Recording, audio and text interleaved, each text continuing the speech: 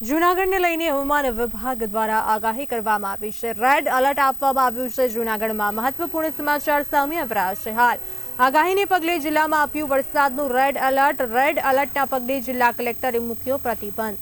તંત્ર દ્વારા જટાશંકર જવા પર પ્રતિબંધ મૂકવામાં આવ્યો છે। ગિરનાર પર્વતમાં આવેલ છે જટાશંકર મહાદેવનું મંદિર। ભારે વરસાદની આગાહીને પગલે સલામતીના પગલાં લેવામાં આવ્યા છે। લોકોને સલામતીને ધ્યાનમાં રાખીને કલેક્ટર દ્વારા નિર્ણય લેવામાં આવ્યો છે।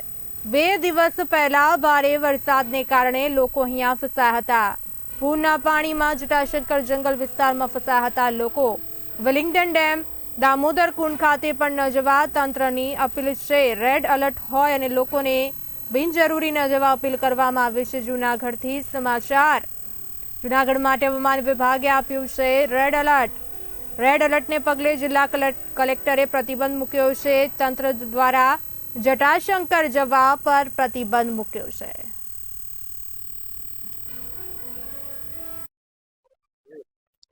જૂનાગઢ જિલ્લામાં ભારે વરસાદની આગાહીને લઈ હવામાન વિભાગ દ્વારા રેડ એલર્ટ આપવામાં આવ્યું છે। આપણે અત્યારે જટાશંકરના રૂટ ઉપર છીએ। ગિરનાર પર્વતમાં આવેલ જટાશંકર રૂટ ઉપર છીએ। કલેક્ટર દ્વારા લોકો માટે સંપૂર્ણ પ્રતિબંધ કરવામાં આવ્યો છે જટાશંકરમાં લોકોની સલામતીના લઈ। અત્યારે આપણે જોઈ શકીએ છીએ કે ઉપરથી પાણીનો પ્રવાહ પણ ચાલુ છે।